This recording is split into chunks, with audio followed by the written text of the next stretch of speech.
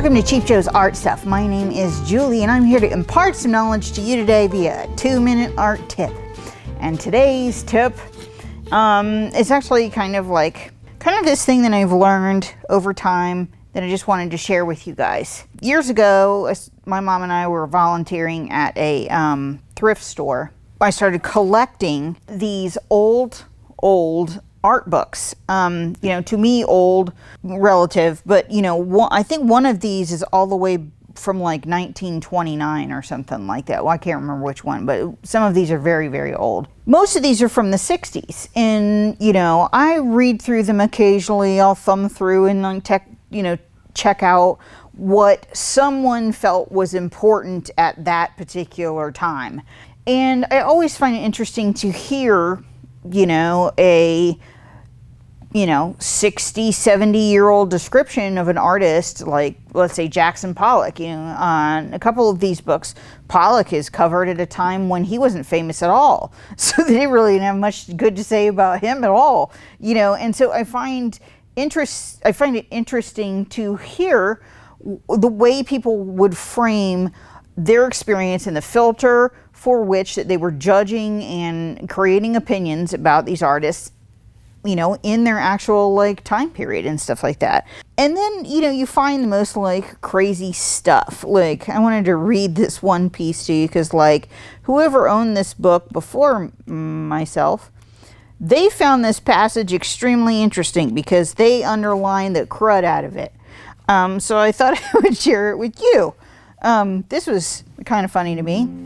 The real world, with its common logic, pushes us toward catastrophe.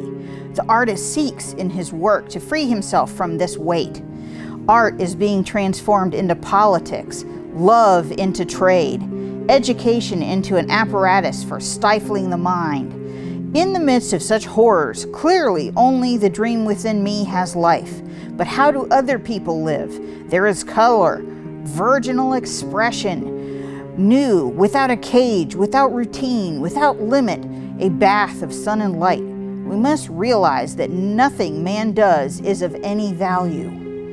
The trouble is that people want to be paid. Only sick men can be artists.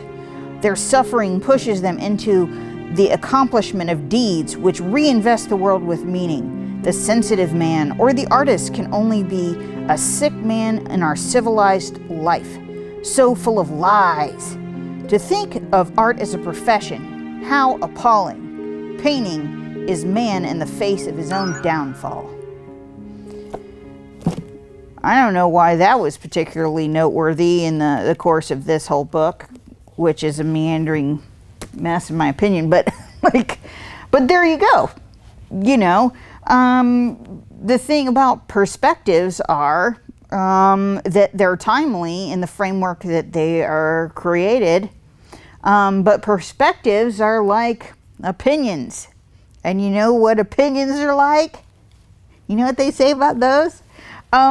So the thing that I take from all of these, and I'm not bashing art critics as a rule, but this guy's point was that to create and expect to be paid was some kind of crime against humanity and art itself. But I bet this guy expected to get paid for writing it. So I'm sorry, I'm missing your point. The thing that I really want all of you to take from all of this is that people have opinions, big, fat, bloated opinions. But you can't let those opinions deter you. If making art, even if it's not for a living, even if it's just a hobby that you really, really love and enjoy, then that is something that you should pursue with all the energy that you have.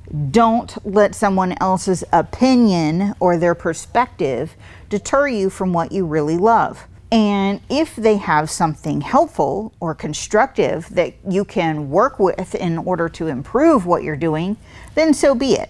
But if you feel like that a lot of what they have to say is just meandering and mean, then toss it and just let it go to the ages, like the big fat opinions of some other people.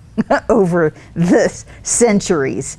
And just know that many artists in their time were not judged with a very kind eye, but later, with more introspection and a little bit of a curious eye, people learn to appreciate what they maybe didn't quite understand at first. So, hope this is helpful to you and hope that you enjoy.